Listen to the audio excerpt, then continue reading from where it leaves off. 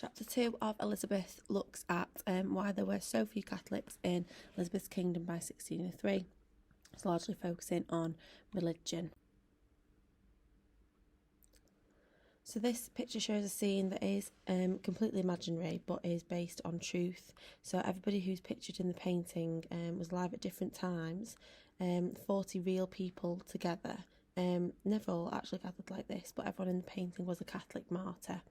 And they were all executed for refusing to give up their Catholic faith and for their loyalty to the head of the Catholic Church, which is the Pope.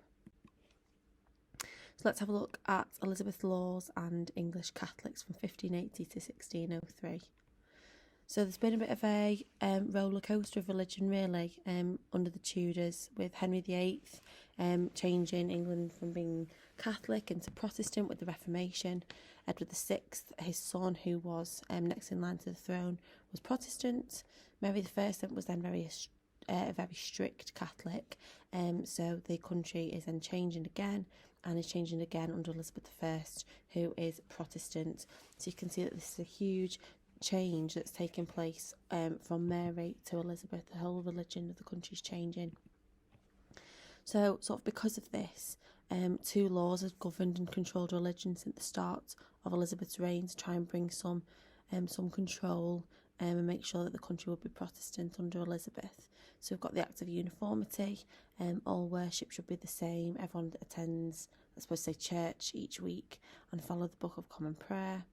Anybody who wouldn't attend would get a fine. And the Act of Supremacy in the same year. Elizabeth was the supreme governor of the Church of England.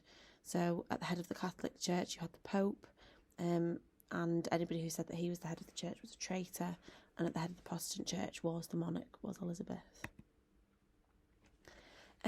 Many people did actually drop their Catholic faith by the 1570s, so as Elizabeth was starting her reign, priests who were running the services would accept the changes, and the sermons, so the church services, would alter beliefs.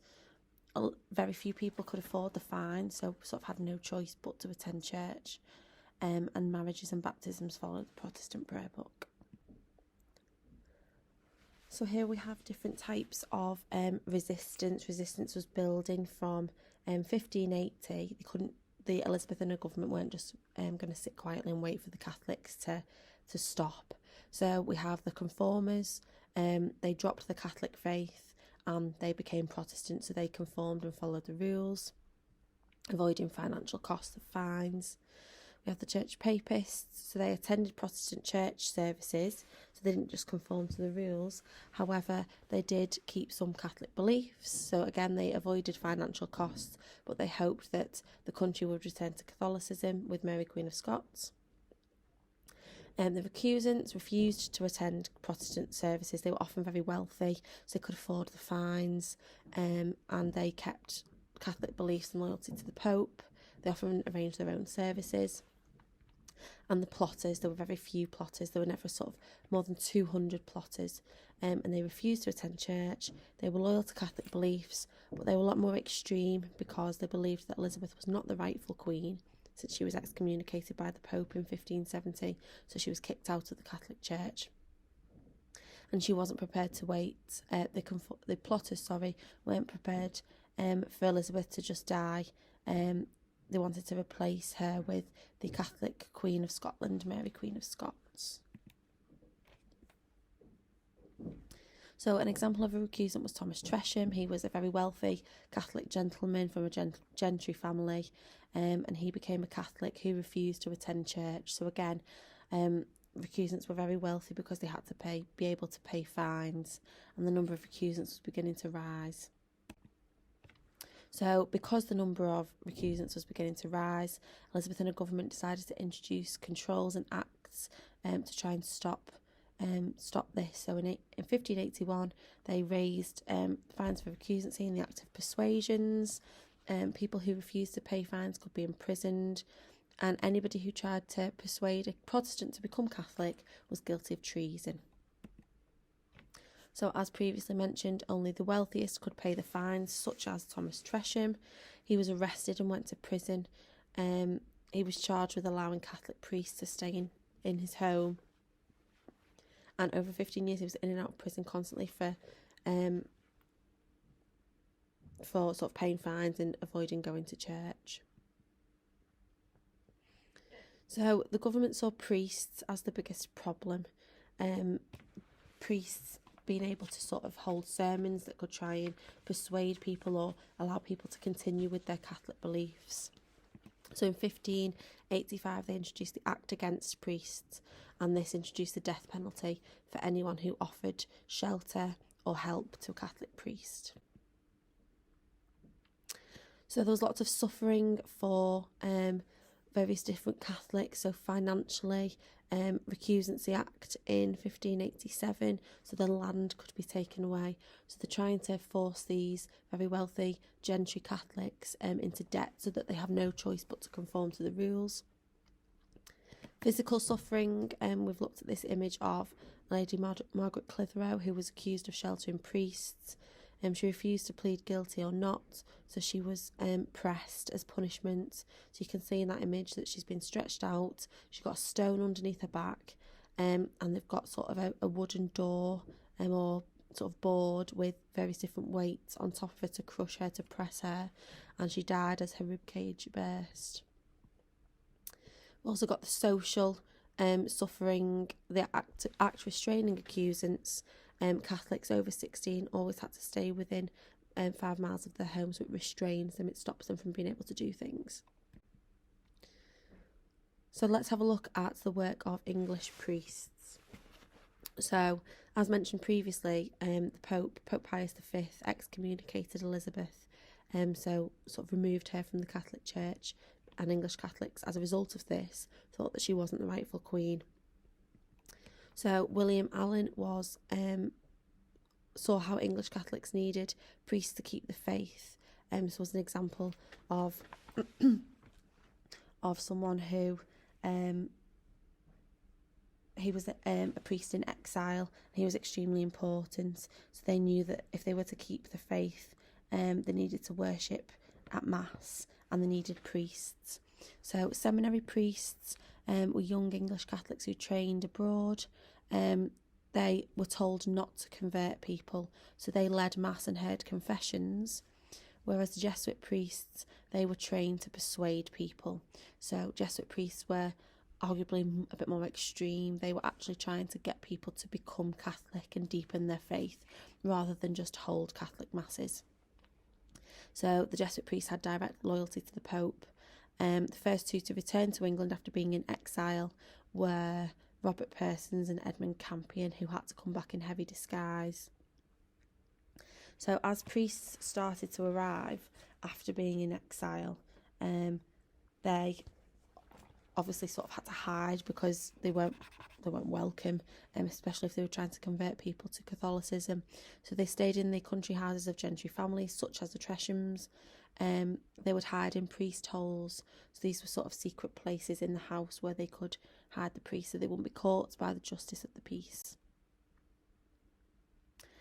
In 1580, so because of all of these priests that are coming back into England and being able to hide in priest holes and in disguise, Sir Francis Walsingham built a network so we could learn about the plans and movements. So just two examples there are William Parry. He joined the Catholic side as a double agent, but he was actually caught plotting to kill the Queen. He claimed that it was a ruse, it was a plan, it was part of him being a spy, but he was actually tried and executed as a traitor. And sort of less extreme, Anthony Munday, he wrote influential anti-Catholic propaganda. So two examples there of how they're trying to learn about plans and movements of Catholic priests. So just really quickly on Edmund Campion. So again, an extremely important person who's travelling in disguise between gentry houses and is a priest that's trying to convert people and trying to bring Catholicism back to England. So he was captured and tortured on the rack. So he was hung, he was taken down, and then cut open while he was conscious, and he insisted that he never encouraged rebellion, but he was found guilty anyway. So when priests were put on trial, when captured, they had to answer this bloody question. And the question was, whose side would they take if a foreign power was going to obey the Pope and try and invade England to remove Elizabeth from the throne. And it was lose-lose, really, because if they said that they would support Elizabeth, the credibility as a priest was gone. So the whole life's work and what they dedicated their lives to vanished as soon as they said that they would support Elizabeth rather than the Pope, for example. But if they replied that they'd support the Pope, they were traitors and could be executed. So we've looked sort of nationally at the problems that Elizabeth faced from Catholics in England, but now we're going to have a look internationally. So go and have a look at Scottish Queen Mary, Queen of Scots, and the Spanish King. So Mary, Queen of Scots was actually Elizabeth's cousin, and she'd fled to England after Protestant lords revolted against her Catholic rule. So Elizabeth I was Protestant, and Mary, Queen of Scots, her cousin, is Catholic. Now Elizabeth kept her prisoner. She couldn't welcome her as part of the family because it could have potentially started a war with Scotland. So the decision to keep her in England caused lots of problems. She could be next in line to the throne as she was Elizabeth's cousin. She could be next in line if Elizabeth died. So remember, Elizabeth isn't married and she hasn't got any children. So this could make England Catholic. English Catholics started rebelling. She was this sort of figurehead, this leader, this ideal replacement, really. So this led to lots of revolt. And again, she was a replacement that led to Elizabeth's excommunication in 1570. So due to Mary's presence, particularly in England, there were two different plots that took place. So in 1583, we've got the Throckmorton plot. So Philip II of Spain and a French Catholic wanted to replace Elizabeth with Mary. Walsingham's spies uncovered the plot. Throckmorton was arrested and Mary was spared. So this was a plan to replace Elizabeth, not to kill Elizabeth. So this led to the bond of association that anyone who plotted or would gain from a plot to kill Elizabeth could be executed. 3 years later, with the Babington plot, Anthony Babington communicated with Mary using coded messages about a plot to kill Elizabeth. So 3 years after the Throckmorton plot, Throckmorton is to replace, Babington is to kill Elizabeth. So they were unaware that their correspondence was being intercepted, so the spies were being able to look at this communication. And they had evidence of Mary's guilt, that she was communicating and tried to plot to kill Elizabeth. Mary was found guilty of treason and eventually executed. So at her trial in October 1586, she fought her own case, so she fought for herself. And she argued that God had made her queen, so we saw at the very beginning that it's this divine right to rule, that God has given the monarch the power to rule. She argued that evidence could have been forged, that they couldn't find any sort of original messages, and that any witnesses that gave evidence gave that under torture, so they didn't really have a choice. So Elizabeth refused to sign Mary's death warrants, but when she did actually sign, she didn't give the order to send it, so she was furious that it was sort of taken out of her hands, that she didn't have full control over signing the death warrant and actually sending it off for Mary to be killed. So rivalry with Spain, England, not English, was Protestant, and France and Spain were Catholic, and England and Spain were huge enemies. So Elizabeth had actually refused to marry Philip II. English sailors often acted as pirates, sort of plundering and stealing from ships. Spain ruled the Netherlands, and Elizabeth had actually sent money to help the Netherlands, the Protestant Dutch rebels. Philip was Catholic and Elizabeth was Protestant, and when the Pope said it wasn't a sin to kill Elizabeth, Philip openly supported plotters. So just a bit of a lead up until the Spanish Armada, which we'll look at in a second. William of Orange, who was a Dutch rebel leader, was assassinated by a Catholic, which largely scared Elizabeth because she was obviously a Protestant ruler with lots of Catholic opposition. In 1585, she sent an army to help the Dutch rebels fight against Spanish rule, so she's actively picking sides and supporting the Protestant countries rather than trying to sort of come to some some agreements or have some relationship with Philip in the Catholic Spain. So in 1587, Philip prepared a fleet of ships, which is an armada, to invade England. So the Armada set sail in 1588, and despite every intention to be able to sort of invade England, they failed to land in England. The Armada failed for 3 reasons.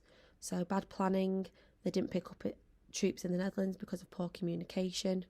Philip put a duke in charge who had very little experience of sailing, which obviously makes planning and executing an armada extremely difficult. They also lost because of bad luck. So strong winds drove the armada north so the English could attack easily, and storms wrecked lots of ships. And finally, British tactics or English tactics. So English vessels were a bit more advanced, so changed direction more easily. Fire ships, so the English set fire to ships, and this drove Spanish ships into open sea, making them more easily to attack.